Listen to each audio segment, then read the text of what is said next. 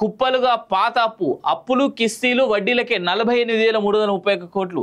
రేవంత్ సర్కార్కు పాత అప్పుల కుప్ప పెద్ద సంకటంగా మారింది. సంక్షేమ అభివృద్ధి పథకాలకు నిధుల కేటాయింపులకు కూడా 6,71,757 కోట్ల మేర ఉన్న అప్పులే ప్రతిబంధకంగా మారుతున్నాయి. దీనికి తోడు ఈ ఏడాది మరో 62,112 కోట్ల అప్పు తీసుకునేందుకు ప్రభుత్వం సిద్ధమైంది. అంటే ఈ ఆర్థిక సంవత్సరం పూర్తయ్యేసరికి అప్పు 7,33,869 కోట్లకు చేరుకుంటుందని అంచనా.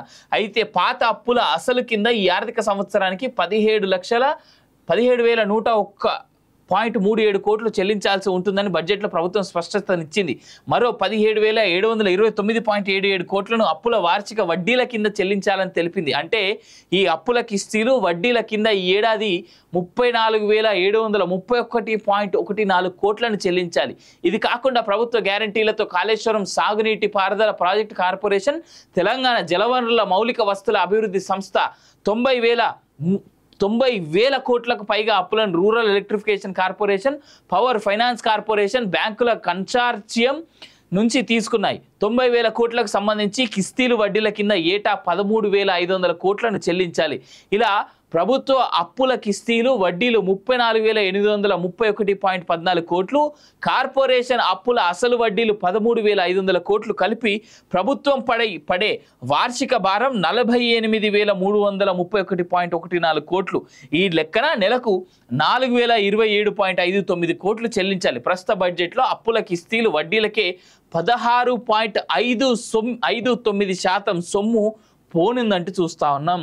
ఆ ప్లేస్లో ఎవరున్నా అప్పులు అయ్యే ఉండేటి, వడ్డీలు కట్టాల్సినటువంటి కూడా అయ్యే ఉంటాయి. కాకపోతే నేను ఈ రోజుకి రిక్వెస్ట్ చేసేది ఏంటంటే రేవంత్ రెడ్డిని, ఆర్బీఐతోని తర్వాత సెంట్రల్ గవర్నమెంట్తో ఈయనకు ఉన్నటువంటి సత్సంబంధాల కారణం చేత గత ప్రభుత్వం తెచ్చినటువంటి అప్పులు ఇవాళ ఈయన ప్రభుత్వం లేదా ఈయన తీసుకొస్తున్నటువంటి అప్పులకు సంబంధించి అటు ఆర్బీఐతోని, ఎఫ్ఆర్బిఎంతోని, తర్వాత సెంట్రల్ గవర్నమెంట్ ఫినాన్స్ మినిస్టర్తోని, ప్రధానమంత్రితోని మాట్లాడి ఇవాళ ఒకవేళ ఎస్బీఐ నుంచి అప్పు తెస్తే ఎస్బీఐలో ₹1.5 వడ్డీ అయితే పోయి హెచ్డిఎఫ్సితోనో లేదంటే ఇంకేదైనా బ్యాంకులతో మాట్లాడుకొని అది ₹1 ఏ పావులాకో వడ్డీని కనుక తీసుకొచ్చినట్టయితే, ఆ వడ్డీకి కనుక మార్చుకున్నట్టయితే ఏదైతే మనం కడుతున్నటువంటి అప్పుల యొక్క వడ్డీలు ఏవైతే ఉన్నాయో అవి చాలా వరకు తగ్గేందుకు ఆస్కారం కనిపిస్తూ ఉంది.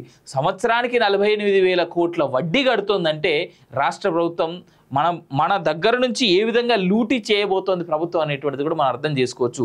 ఫ్రీ పథకాలకి ఓట్లు వేసినటువంటి మనం రానున్నటువంటి రోజుల్లో మన భవితవ్యానికి ఏం అందించబోతా ఉన్నామంటే కేవలం అప్పుల కుప్పలుగా ఉన్నటువంటి రాష్ట్రం, బలమైనటువంటి భారం మోపబడుతున్నటువంటి వడ్డీలు, దాని తర్వాత ట్యాక్స్లే. సెంట్రల్ గవర్నమెంట్ విధించేటువంటి ట్యాక్స్లైనా, ఇక్కడ స్టేట్ గవర్నమెంట్ మన దగ్గర వసూలు చేసేటువంటి ట్యాక్స్లైనా మన దగ్గరే వసూలు చేసి మనం ఏదైతే ఎక్స్పెక్ట్ చేస్తూ ఉంటామో freebies, free bus, free current, free తిండి, ఫ్రీగా అది, ఫ్రీ ఇది, నాకు తెలిసి ఈ భూమి మీద బతికేటువంటి ఏ మనిషికైనా విద్య, వైద్యం ఒకటి ఫ్రీగా ఇవ్వగలిగితే ఏ ప్రభుత్వమైనా ఆ వ్యక్తి యొక్క మౌలిక సదుపాయాలు మిగిలినవన్నీ ప్రాపర్ వేలో కల్పించగలిగితే ఈ అప్పుల కుప్పలుగా తయారవుతున్నటువంటి దేశాలు, రాష్ట్రాలు ఏవైతే ఉంటాయో అవి తగ్గిపోతాయి. మానవుడు తన యొక్క జీవన శైలిని తనకు తానుగా ప్రాపర్గా పెట్టుకోవడానికి అవకాశం కలుగుతుంది. ఫ్రీబీస్ని ఎంకరేజ్ చేసినంతకాలం ఇగో అప్పులు ఇట్లా తయారైతాయి. బట్ ఏదేమైనా ఒకటి హ్యాపీ ఏంటంటే రైతుల మీద ఏదైతే పెట్టిరో పైసలు అది చాలా ఆనందంగా అనిపించింది. ఆరోగ్యశ్రీ నిధుల్లో కోత 1,065,000 కోట్ల కేటాయింపు గత ఏడాది కంటే తక్కువే. నర్సింగ్, మెడికల్ కాలేజీల నిర్మాణం కోసం 742 కోట్లు, ప్రజల డిజిటల్ హెల్త్ ప్రొఫైల్ కార్డులకు 200 కోట్లు, వైద్య రంగానికి 11,468 కోట్లు బడ్జెట్లో 3.93% అంటే చూస్తూ ఉన్నాం. ఆరోగ్యశ్రీ నిధుల్లో కోతలు కనిపిస్తూ ఉన్నాయి. సేమ్ టైం ఆరోగ్యశ్రీలోకి కొన్ని కొత్త పథకాలు లేదా కొన్ని కొత్త రోగాలను తీసుకొచ్చి యాడ్ చేసినామని చెప్పేసి అన్నదానికి మరి ఏ రకంగా వీళ్ళు జస్టిఫికేషన్ ఇస్తారా అనేటువంటిది చూడాలి. కొంచెం దాని మీద డీటెయిల్ చర్చలు జరగడం మొదలైతే అప్పుడు మనకు అర్థమవుతుంది అసలు ఏం జరుగుతుంది అనేది. ఎస్సీ ఎస్టీల సంక్షేమానికి 50,180 కోట్లు, దళిత బంధుకు 2,000 కోట్లు, మేడారం జాతరకు 52 కోట్లు, కళ్యాణ లక్ష్మి షాదీ ముబారక్కు 3,585 కోట్లు, బీసీ శాఖకు 9,200 కోట్లు, మహిళా శిశు సంక్షేమానికి 2,736 కోట్లు. ఎస్సీ సంక్షేమం 33,124, ఎస్టీ సంక్షేమం 17,056, బీసీ సంక్షేమం 9,200, స్త్రీ శిశు సంక్షేమం 2,736, మైనారిటీల సంక్షేమం 3,003 కోట్లుగా చూస్తూ ఉన్నాం కదా. నాకు బాగా నచ్చింది ఏదైనా ఉందంటే ఈ మేడారం జాతరకి కేటాయించినటువంటి 52 కోట్లు. కానీ దీన్ని పెద్ద ఎత్తున ఇంకా కొంత అమౌంట్ బడ్జెట్ని పెంచి మేడారం జాతర యొక్క స్థాయి ఇంకా కాస్త పెంచి ఉంటే బాగుండేదని నాకు అనిపిస్తూ ఉన్నది. అంతే, ఇది నా పర్సనల్ చాయిస్ అనుకోండి. కుప్పలుగా పాత అప్పులు కిస్తీలు వడ్డీలకే 48,331 కోట్లు. రేవంత్ సర్కార్కు పాత అప్పుల కుప్ప పెద్ద సంకటంగా మారింది. సంక్షేమ అభివృద్ధి పథకాలకు నిధుల కేటాయింపులకు కూడా 6,71,757 కోట్ల మేర ఉన్న అప్పులే ప్రతిబంధకంగా మారుతున్నాయి. దీనికి తోడు ఈ ఏడాది మరో 62,112 కోట్ల అప్పు తీసుకునేందుకు ప్రభుత్వం సిద్ధమైంది. అంటే ఈ ఆర్థిక సంవత్సరం పూర్తయ్యేసరికి అప్పు 7,33,869 కోట్లకు చేరుకుంటుందని అంచనా. అయితే పాత అప్పుల అసలు కింద ఈ ఆర్థిక సంవత్సరానికి 17,101.37 కోట్లు చెల్లించాల్సి ఉంటుందని బడ్జెట్లో ప్రభుత్వం స్పష్టతనిచ్చింది. మరో 17,729.77 కోట్లను అప్పుల వార్షిక వడ్డీల కింద చెల్లించాలని తెలిపింది. అంటే ఈ అప్పుల కిస్తీలు వడ్డీల కింద ఈ ఏడాది 34,731.14 కోట్లను చెల్లించాలి.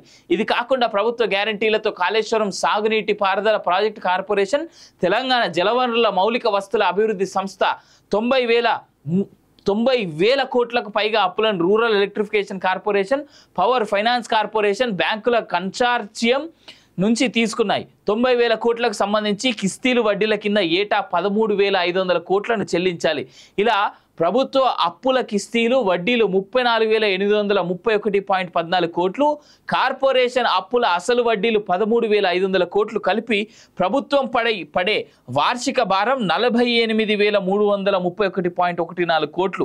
ఈ లెక్కన నెలకు 4,027.59 కోట్లు చెల్లించాలి. ప్రస్తుత బడ్జెట్లో అప్పుల కిస్తీలు వడ్డీలకే 16.59% సొమ్ము పోనిందంటూ చూస్తూ ఉన్నాం. ఆ ప్లేస్లో ఎవరున్నా అప్పులు అయ్యే ఉండేటి, వడ్డీలు కట్టాల్సినటువంటి కూడా అయ్యే ఉంటాయి. కాకపోతే నేను ఈ రోజుకి రిక్వెస్ట్ చేసేది ఏంటంటే రేవంత్ రెడ్డిని, ఆర్బీఐతోని తర్వాత సెంట్రల్ గవర్నమెంట్తో ఈయనకు ఉన్నటువంటి సత్సంబంధాల కారణం చేత గత ప్రభుత్వం తెచ్చినటువంటి అప్పులు ఇవాళ ఈయన ప్రభుత్వం లేదా ఈయన తీసుకొస్తున్నటువంటి అప్పులకు సంబంధించి అటు ఆర్బీఐతోని, ఎఫ్ఆర్బిఎంతోని, తర్వాత సెంట్రల్ గవర్నమెంట్ ఫినాన్స్ మినిస్టర్తోని, ప్రధానమంత్రితోని మాట్లాడి ఇవాళ ఒకవేళ ఎస్బీఐ నుంచి అప్పు తెస్తే ఎస్బీఐలో రూపాయిన్నర వడ్డీ అయితే పోయి హెచ్డిఎఫ్సితోనో లేదంటే ఇంకేదైనా బ్యాంకులతో మాట్లాడుకొని